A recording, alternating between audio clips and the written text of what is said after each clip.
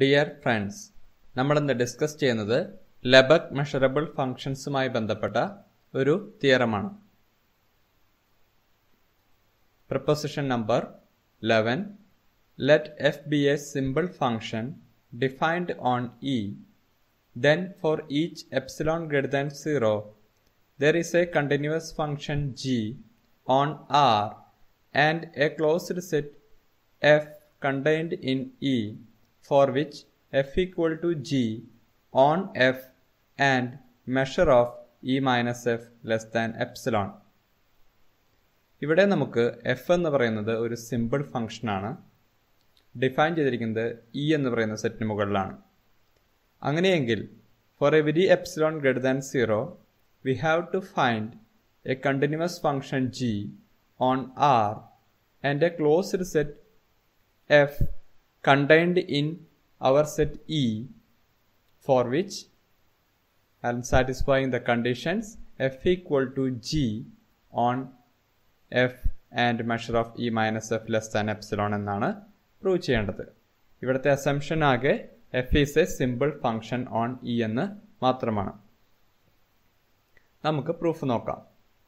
Here f is a simple function on E. നമുക്കറിയാം എന്താണ് simple function.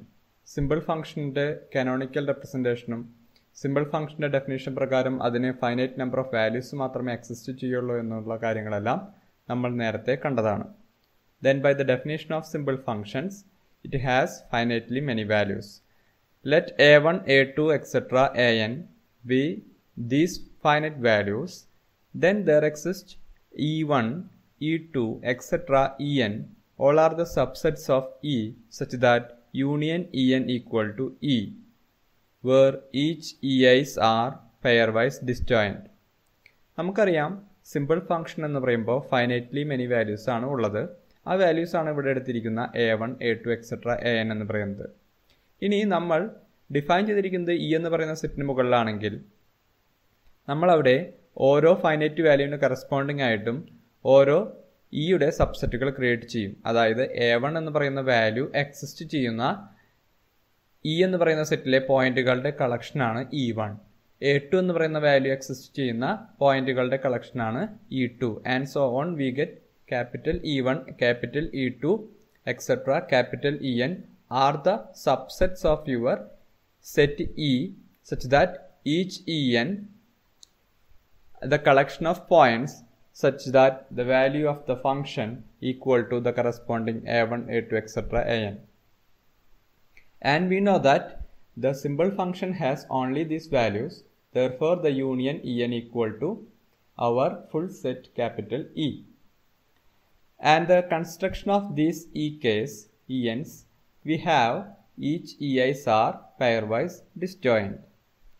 നമുക്കറിയാം theorem number 2.11 അത് ഒരു മെഷറബിൾ സെറ്റിൻ്റെ ഈക്വലൻ്റ് കണ്ടീഷൻസ് ആണ്. അതിനകത്ത് തേർഡ് സ്റ്റേറ്റ്മെൻറ്റ് നമ്മൾ പല സ്ഥലങ്ങളിലും ഉപയോഗിച്ച സ്റ്റേറ്റ്മെൻ്റ് ആണ്. A set is measurable then corresponding to any epsilon there exist a closed set contained in that set such that measure of the measurable set E minus the closed set F is less than epsilon എന്നുള്ളതാണ് അവിടുത്തെ third statement. ആ ഒരു statement അല്ലെങ്കിൽ ആ ഒരു തിയറത്തിൻ്റെ third statement നമ്മളിവിടെ ഉപയോഗിക്കാൻ പോവുകയാണ്. കാരണം നമ്മുടെ കയ്യിലുള്ള ഇപ്പോൾ കിട്ടിയിരിക്കുന്ന ഓരോ ഇ ഐകളും മെഷറബിൾ സെറ്റുകളാണ്. കാരണം ഓരോ സെറ്റിൻ്റെയും ഫങ്ഷണൽ വാല്യൂ എന്താണ്? ഒരു പെർട്ടിക്കുലർ കോൺസ്റ്റൻ്റ് ആണ്. അതിനാൽ തന്നെ each E ice R measurable. Then using the theorem 2.11 the equivalent statement part 3, we have corresponding to each EI we have a closed set f1 f2 etc fn. അതായത് e1 corresponding ആയിട്ട് f1 e2 corresponding ആയിട്ട് f2 അങ്ങനെയാണ് നമ്മൾ എടുക്കുന്നത്. Closed set f1 f2 etc fn such that fn subset of en for all n and m of en minus fn less than epsilon by n for each n. ഇവിടെ നമുക്ക് ആദ്യം നമ്മൾ epsilon എന്ന് പറയുന്ന value നമ്മുടെ കയ്യിലുണ്ട്. And we have the finite number of values that is our n. എത്ര values ഉണ്ട്? n വാല്യൂസ് ആണ് നമുക്കുള്ളത്. So we have our epsilon and n. N is a natural number. Epsilon by n is a positive quantity. അപ്പോൾ theorem number 2.11 ഉപയോഗിക്കുന്നതല്ലേ epsilon എന്ന് പറയുന്ന സ്ഥലത്ത് നമ്മൾ ഉപയോഗിക്കുന്നത് എപ്സിലോൺ ബൈ എൻ എന്ന് പറയുന്ന പോസിറ്റീവ് ക്വാണ്ടിറ്റി ആണ്. So here our epsilon by N greater than 0. Corresponding to epsilon by n, we take first E1. Corresponding to E1, which is a measurable set, we have a closed set F1 such that F1 is the subset of your E1 and measure of E1 minus F1 less than epsilon by n. Epsilon by n മാത്രം നമ്മൾ fixed ആണ്, അത് മാറ്റുന്നില്ല. ഇനി next we take E2. E2 is a measurable set. Corresponding to E2, we use the theorem 2.11. We have there exists a closed set F2 which is a subset of E2 and measure of E2 minus F2 less than epsilon by n, and the process continue for each En. അപ്പോൾ നമുക്ക് എല്ലാ എന്നിനും നമുക്ക് ഇത്തരത്തിൽ ഓരോ സ്റ്റേറ്റ്മെൻറ്റുകൾ കിട്ടുന്നു, ഓരോ closed സെറ്റുകൾ F1, F2, etcetera Fn എന്ന് പറഞ്ഞ് കിട്ടുന്നു. Corresponding Fn is a subset of corresponding En ആണ്. Okay, then let capital F equal to union K equal to 1 to n Fk. അതായത് ഇത്തരത്തിൽ കിട്ടിയ ക്ലോസ്ഡ് സെറ്റുകളുടെ യൂണിയൻ ആയിട്ട് നമ്മൾ F എന്ന് പറഞ്ഞ സെറ്റ് എടുക്കുന്നു. So here F is the finite union of closed set. Clearly our F is closed. Then F equal to union K equal to 1 to n Fk, and we know that each Fk is the subset of Ek. Therefore the union subset of union K equal to 1 to n Ek, and we have this union K equal to 1 to n Ek is equal to our E. That means we get our F is a subset of E. Thus measure of E minus F equal to measure of union K equal to 1 to n Ek minus union K equal to 1 to n Fk. നമ്മൾ union club ചെയ്യുന്നു, that is equal to measure of union K equal to 1 to n Ek minus Fk, and we use the property that is countable additivity, that is equal to sigma K equal to 1 to n measure of Ek minus Fk, കാരണം ഓരോന്നും pairwise disjoint ആണ്. Then we know that each measure of Ek minus Fk is less than our epsilon by n. We can replace by epsilon by n. So we get sigma K equal to 1 to n epsilon by n. So we add epsilon by n in n times, then we get our epsilon. So we get the result measure of E minus F is less than epsilon. അപ്പോൾ നമുക്ക് ഇവിടെ കിട്ടിയിരിക്കുന്ന F is the union of Fk, and our F is a closed set, and our F is a subset of E with a measure of E minus F less than epsilon. നമുക്ക് prove ചെയ്യേണ്ട ഒരു result അതാണ്. നോക്കൂ, corresponding to epsilon greater than 0, there exists a closed set F contained in E with a measure of E minus F less than epsilon. അപ്പോൾ നമുക്ക് ഒരു കാര്യം prove ചെയ്യാൻ സാധിച്ചു. ഇനി നമുക്ക് G എന്ന് പറയുന്ന കണ്ടിന്യൂസ് ഫംഗ്ഷൻ്റെ എക്സിസ്റ്റൻസും അതിൻ്റെ പ്രോപ്പർട്ടിയാണ് പ്രൂവ് ചെയ്യേണ്ടത്. Define G on F. നമ്മൾ G എന്ന് പറയുന്ന ഫംഗ്ഷൻ ഡിഫൈൻ ചെയ്യാൻ പോകുന്നത് F എന്ന് പറയുന്ന സെറ്റിന് മുകളിലാണ്.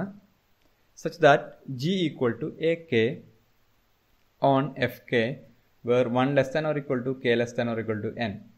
F എന്ന് പറയുന്ന സെറ്റ് Fnകളുടെ യൂണിയനാണ്. അപ്പോൾ ഓരോ Fnകളും പെയർവൈസ് ഡിസ്ജോയിന്റ് ആണ്. അതിനാൽ തന്നെ നമുക്ക് ഓരോ F1ൽ ജിയുടെ വാല്യൂ A1 എന്നും F2ൽ ജിയുടെ വാല്യൂ A2 എന്നും, സത്യത്തിൽ നമുക്ക് ഓരോ Fkയിലും നമ്മുടെ G എന്ന് പറയുന്ന ഫംഗ്ഷൻ്റെ വാല്യൂ കറസ്പോണ്ടിങ് ആയിട്ടുള്ള സിമ്പിൾ ഫംഗ്ഷൻ എന്ന് വന്നിട്ടുള്ള A1, A2, എക്സെട്ര AN എന്നുള്ള രീതിയിൽ നമുക്ക് അറേഞ്ച് ചെയ്യാൻ സാധിക്കുന്നു. So we know that our G defined on your F is a well-defined function by this way. We have Fk is the subset of Ek. കാരണം നമുക്ക് construction പ്രകാരം ഓരോ Fnഉം Enൽ നിന്റെ സബ്സെറ്റ് ആയിട്ടാണ് വന്നിരിക്കുന്നത്. ഓരോ Fnഉം ക്ലോസ്ഡ് ആണ് താനും. On each Fk, the values of F and G are equal. കാരണം Ek എന്ന് പറയുന്ന സെറ്റ് ഉണ്ടാക്കിയിരിക്കുന്നത് F എന്ന് പറയുന്ന സിമ്പിൾ ഫംഗ്ഷനെ ഡിപ്പെൻഡ് ചെയ്തുകൊണ്ടാണ്. F എന്ന് പറയുന്ന സിമ്പിൾ ഫംഗ്ഷൻ്റെ ഒരു ഫൈനൈറ്റ് നമ്പർ ഓഫ് വാല്യൂസിലെ ഒരു വാല്യൂ എടുത്ത് ആ വാല്യൂ എക്സിസ്റ്റ് ചെയ്യുന്ന സെറ്റാണ് Ek. അതിൽ നിന്ന് വന്നിരിക്കുന്ന സബ്സെറ്റാണ് Fk. Fkയുടെ വാല്യൂ എഫ് കെ എന്ന് പറയുന്ന സെറ്റിനകത്താണ് നമ്മൾ ജി എന്ന് പറയുന്ന ഫംഗ്ഷൻ ഡിഫൈൻ ചെയ്തിരിക്കുന്നത്. അപ്പോൾ ഇ കെ എന്ന് പറയുന്ന സെറ്റിനകത്ത് എഫ് എന്ന് പറയുന്ന ഫംഗ്ഷൻ്റെ വാല്യൂ എ കെ ആണെങ്കിൽ തീർച്ചയായും എഫ് കെ എന്ന് പറയുന്ന സെറ്റിനകത്തും എഫ് എന്ന് പറയുന്ന ഫംഗ്ഷൻ്റെ വാല്യൂ എ കെ തന്നെയായിരിക്കും. സോ എഫ് കെ എന്ന് പറയുന്ന സെറ്റിനകത്ത് ജി എന്ന് പറയുന്ന ഫംഗ്ഷൻ്റെയും എഫ് എന്ന് പറയുന്ന ഫംഗ്ഷൻ്റെയും വാല്യൂ എ കെ ആണ്. So on each ek our f and g are equal by the construction. Thus g is well defined on f and union f equal to union k equal to 1 to n fk. That means അപ്പോൾ നമുക്ക് കിട്ടിയത് ഓരോ F കെയിലും എഫും ജിയും equal ആണ്. therefore F എന്ന് പറയുന്നത് ഇത്തരം എഫ് കെകളുടെ യൂണിയൻ ആണ്. അതിനാൽ തന്നെ we have our g equal to f on capital F എന്ന് കിട്ടുന്നു. Here by construction of g is a constant on each fk. നമുക്കറിയാം ഒരു എഫ് കെ എടുത്തു കഴിഞ്ഞാൽ ആ എഫ് കെയിൽ ജിയുടെ വാല്യൂ എ കെ മാത്രമാണ്. So on each F K your G is constant. Therefore G is continuous on each F K. ഓരോ F കെയിലും നിങ്ങളുടെ ജിയുടെ വാല്യൂ എന്തായിരിക്കും? അത് കണ്ടിന്യൂസ് ആയിരിക്കും. കാരണം every constant function defined on A set is continuous. So on each fk your function g is continuous and each fk is pairwise disjoint. Therefore the union of fk, that is our f, your function g is continuous over your f. അതായത് നമുക്ക് ഇവിടെ ഓരോ step function എന്നുള്ള രീതിയിൽ തന്നെയാണ് സത്യത്തിൽ നമ്മുടെ ജിയുടെ വാല്യൂസ് കിട്ടിക്കൊണ്ടിരിക്കുന്നത്. ജിക്ക് n നമ്പർ ഓഫ് വാല്യൂസ് ആണ് ഉണ്ടാകുന്നത്.